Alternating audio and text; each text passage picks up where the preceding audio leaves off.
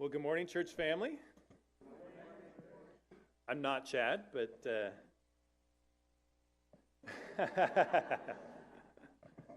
that's a good thing, right? We all have our different gifts and talents, and so this morning I'm blessed to share with you as we think and talk about our graduates, those graduating from high school. We wanted to set aside some time to honor them, and so I prepared a few thoughts, especially to them, but applies to all of us as well, in thinking about some future steps for them. But that is not all that we have left. So I'm going to share some words, and then after that, we're going to show the graduation slideshow video, and you'll see some of the highlights of their lives throughout the years. And then we'll have a special prayer over them. And following our dismissal in here, we'll head into the family room and continue on with the potluck and lots of good times together. So please stick around afterwards. Don't head out to KFC or whatever. Stay here and enjoy some great food with us, and definitely some great conversation and fellowship. So, grads, everybody follows something, don't they? Everybody follows something. Everybody aligns their life with something. It's a plain and simple truth that no matter what stage of life you're in, whether you are young and rebellious or you are old and stubborn, we all have influences and biases and inclinations in our lives. There's no escaping it.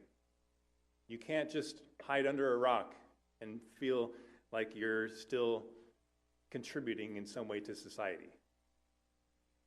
We are impressionable people. And the things that we allow to have influence or control over us, we become their followers. God gave us 5 incredible senses that we can use to experience the world and take in information. And so, when you smell things like freshly baked chocolate chip cookies, man, you are so in love with the sense of smell. But it can work 2 ways, right? The instant you walk into that dorm room and you smell your roommate's sweaty gym socks, well, suddenly you're wishing you might have only had 4 senses, right? But it's our job to decide what to do with all that information that comes into us. We have to decide what info is good and should be kept, and what info is just worth nothing and can be tossed aside. So, for instance, when I was young, and maybe this is true for many of you out there, I was told, step on a crack and break your mother's back. Yeah, that puts the fear of God in you, doesn't it? You don't want to break your mom's back, so you start avoiding every crack in the sidewalk there. And so when you allow that information to come into you and you believe it, doesn't that influence how you act? And you can see it through that. Even when you think that you're not following anything but yourself, even then, past experiences, the environment that you grew up in, what you ate for breakfast, how much sleep you had, all of these things affect the way that we live out our lives, and they have a pull on our lives. You remember those Snickers commercials that said, you're not you when you're hungry. Grab a Snickers. Yeah? Being hangry is a real thing, right? Hungry causes anger. And so hunger can actually drive our emotions and cause us to be angry over things that we wouldn't normally be angry over. And so we need to be conscious of what we're allowing to influence our lives. And this is a problem that's as old as the Old Testament. For instance, the Israelites, by the time they had conquered and moved into the Promised Land, their leader Joshua was getting pretty old. And he knew that time was short in his life. And so in Joshua chapter 24, he gives this farewell speech to the whole nation. And in it, he gives them a warning.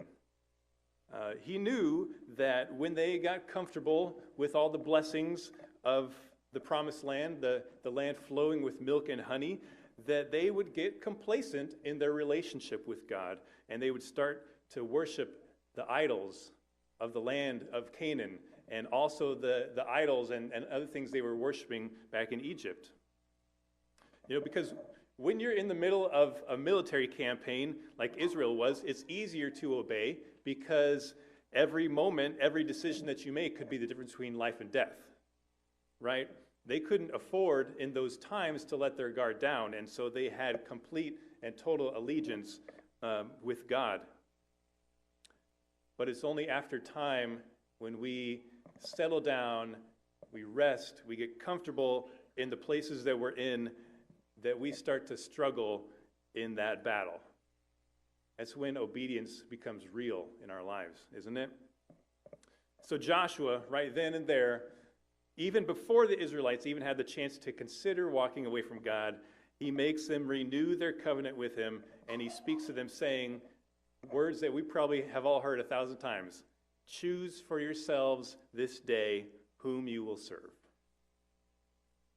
Don't wait till tomorrow. Choose today. Compare with what God has done for you in delivering you into the promised land, exactly what he promised, and then compare that with what these worthless wooden idols are going to do for you if you choose to follow them. But you have to decide. You can't just sit on the fence and say, well, maybe eventually I'll slide one way or the other. You can't sit on the fence, because to not decide is actually to not give the true God, the Lord God Almighty, the glory and the honor that he's due. And so when it comes to choosing what to align your life with, isn't track record everything? Well, we look out and we evaluate and say, okay, well that might be worth following, or no, not that over there, right? Track record is everything. And so at first glance, celebrities or social media influencers, they may seem like good options, right? They post good things. They're successful in their careers. But then if you really start to take a hard, closer look at their lives, you may start to realize that maybe it's not quite as glamorous as what you first thought it was. Think about this. If you were planning to go on a rocket ride to the moon, and you missed your launch angle by just 1 degree, guess what? You missed the moon by 2,000 miles. 1 degree is the difference later on, and it equates to 2,000 miles off. Isn't that crazy? And so if you're following someone who even has like 99% of their life together, but still falls short of 100%, then you're going to fall into the same pitfalls and traps that same person did. The fact is, as you look around, everyone has flaws. Sorry to break it to you. But everybody does. Nobody is perfect. Everybody has serious flaws that have caused them significant pain in life. Most of those people that we tend to admire and get jealous over would even admit, well, don't do what I did, right? Most of them are still humble enough to say, look, I didn't get everything perfect. Don't follow me. But there is someone who was flawless, isn't there? Hebrews chapter 4, verse 15 tells us that Jesus was tempted in every way, just as we are, yet he did not sin. He was flawless. He lived life the exact way that it's supposed to be lived. We need to align our lives with Jesus because he lived the flawless life. He got everything right. And the best part is that unlike celebrities who might admit, well, I messed some things up along the way, don't follow me, Jesus invites us to follow him. In Mark 1:17, his invitation is this: come follow me, Jesus said, and I will send you out to fish for people. He's not just inviting someone to like a one-day lesson or a weekend seminar or, a tour of his neighborhood, right? He's not just giving them a couple tips or tricks in life. No, what he's doing is he's calling them into a whole new way of living, a way of living that leads to life eternal. And so that's what we need to do. We don't need a few tips and tricks.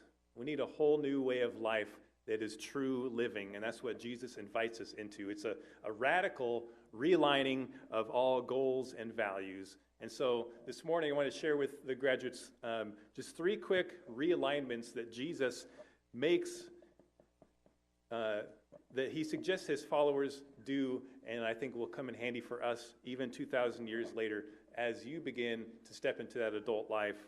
And so the first one, I would say, to align with Jesus means investing in not money, but relationship. So on your outline there, you just cross off money and just right next to it, relationships instead.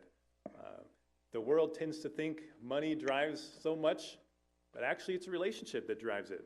You know, we see pretty often in the news where you'll see like a very wealthy couple will cite irreconcilable differences and they'll get divorced, right? Happens all the time in celebrity marriages especially.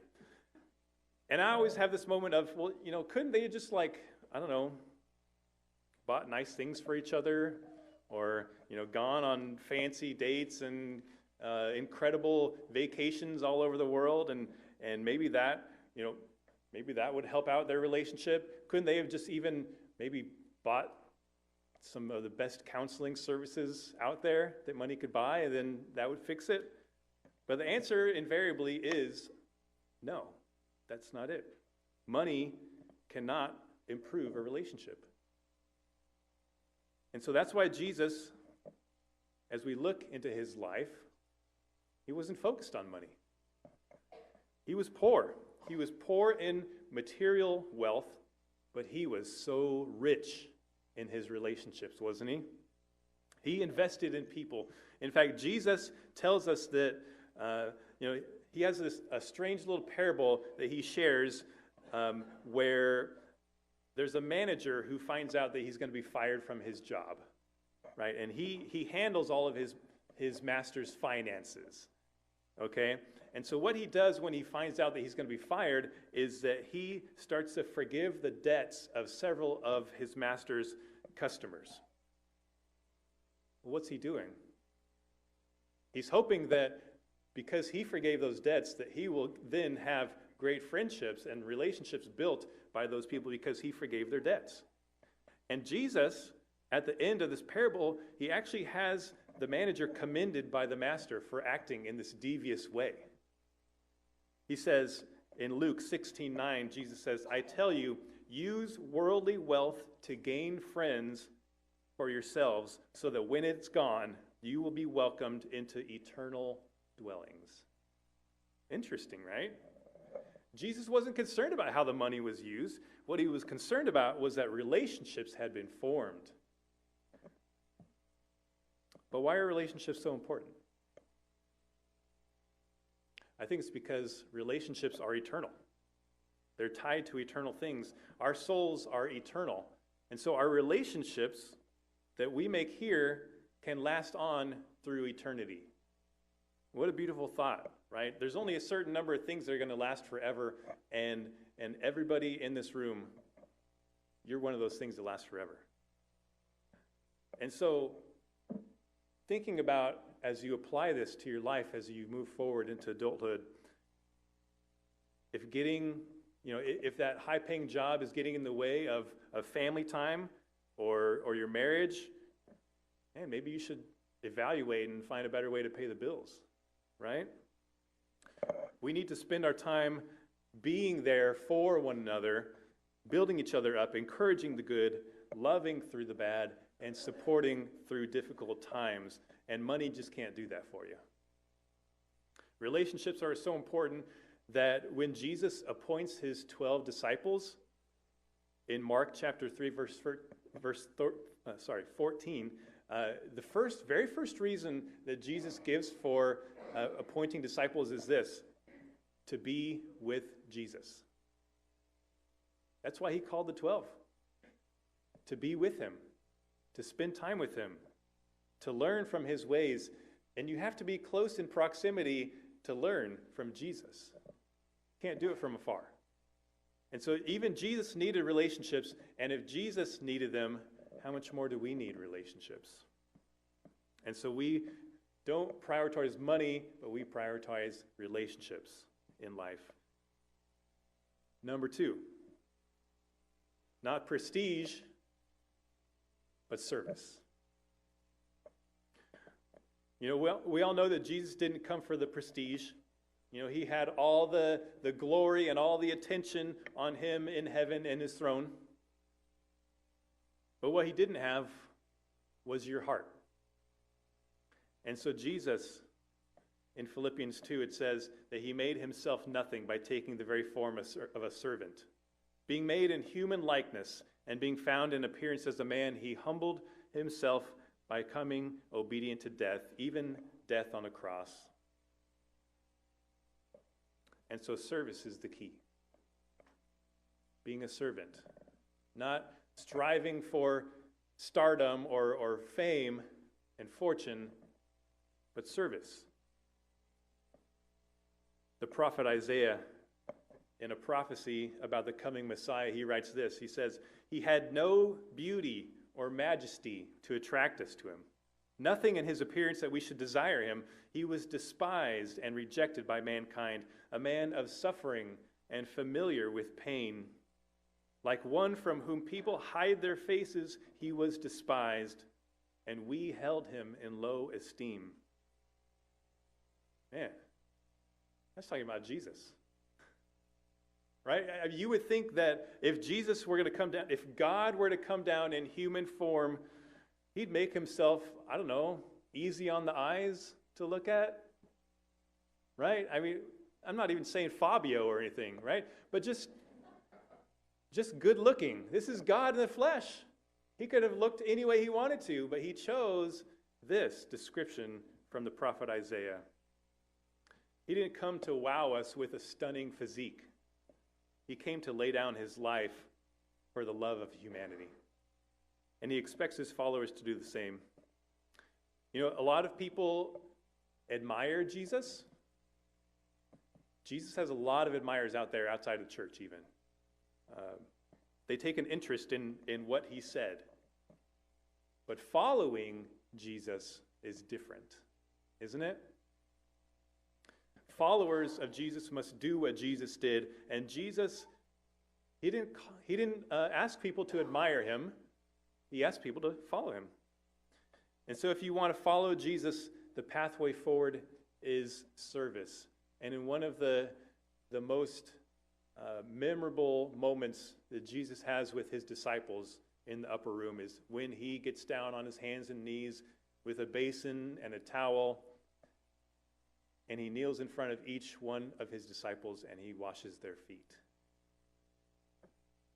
God in the flesh washes the feet of the people that were following him.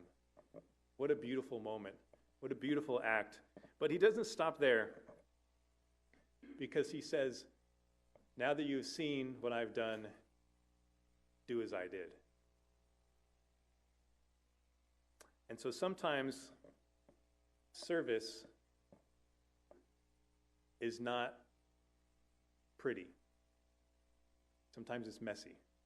Sometimes you'll get dirty. Sometimes it's even picking up a cross to die to yourself and to begin to live for others, like it says in Matthew 16:24. It's not pretty, it's not glamorous, but I think it is beautiful. It's a beautiful way to live.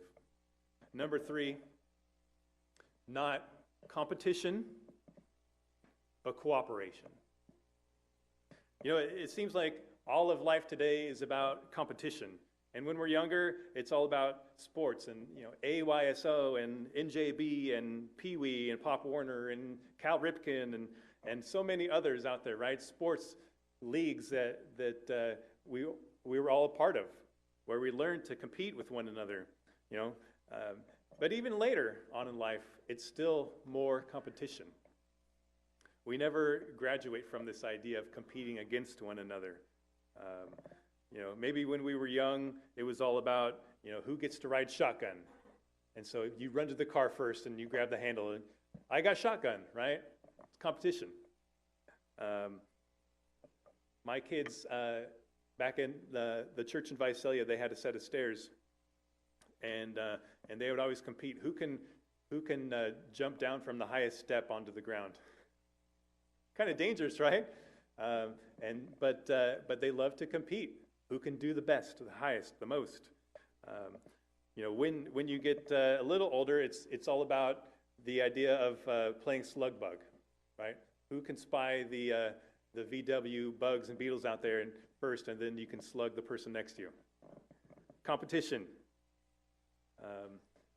Maybe for the graduates out there, you probably are finishing up this competition right now, the competition of GPAs, right? And the schools make sure that, at least it was back in my day, that you knew where you ranked amongst your class. I still remember ranking 17th out of 723. That number is forever ingrained in my mind. Why? Because it was so important for the school to let us know that, right? My friend Paul was number 1, and before I started to get jealous, I just remembered, oh yeah, well, he had to do the valedictorian speech, so I didn't really want to be number 1 anyway. But even as adults, right, we compete in things. Hundreds of people vying for one job, trying to climb the corporate ladder more quickly than your colleagues, or those keyboard warriors duking out over the latest issues on Facebook. Right? We are a society that is obsessed with this idea of competition and winning and being right. But we aren't even the first.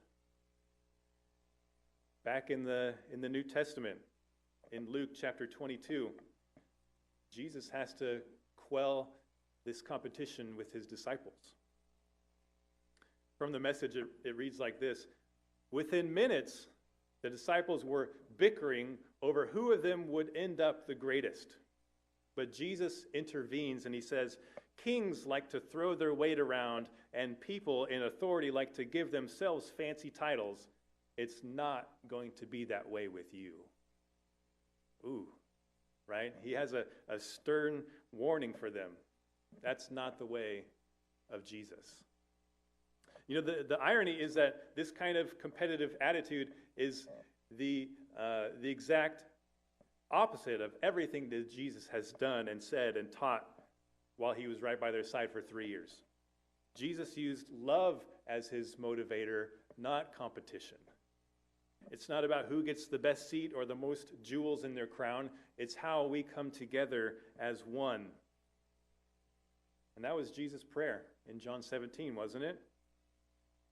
He prays this. He says, I pray also for those who will believe in me through the disciples' message, that all of them may be one. Just as you are in me and I am in you, may they be brought to complete unity. And sometimes that means that it's going to be slow going, doesn't it? Like, it takes a while to gather everybody together and get them all on the same page. It takes quite a bit of effort to do that, right? We got to pick up strugglers, and it could be a burden as we bear each other's struggles and sorrows and burdens in life. But when we get to the end and we're all one, as Jesus envisioned it, listen to what it says in Revelation chapter 7, verse 9. It says, after this I looked, and there before me was a great multitude that no one could count, from every nation, tribe, people, and language, standing before the throne and before God. What an incredible moment. And, I try my best to envision moments like that, but I'm sure my imagination is not even close. It's going to be way, way greater than I could even imagine. Standing before the throne, all believers together as one, worshiping and praising and glorifying God for all that he has done. What a beautiful picture of unity, of cooperation. And it all begins when you are able to discern what is good and pleasing and right versus what is not worth your time, and you can toss it aside, right? These three things that Jesus taught they take a little while to work through you, don't they? It doesn't happen all at once like we wish it would. But it all begins when we're able to drown out the noise of life and we stand firm in our faith, determined that we are going to align our lives with the life of Jesus. He begins to shape your thoughts and your actions and realign what's truly important in your life. And that's my wish for the grads this morning. Don't hold back in allowing Jesus to shape you and to mold you. Because if it's from Jesus, then you know it's going to be good. You know it's going to be true. You know it's going to be right. And you know it's going to be the best life possible. Because Jesus didn't come to give you some mediocre life. He didn't come so that you could just crawl through life and one day scrape and try your best to get there. No, Jesus came so that we could have life and have it to the full. Amen?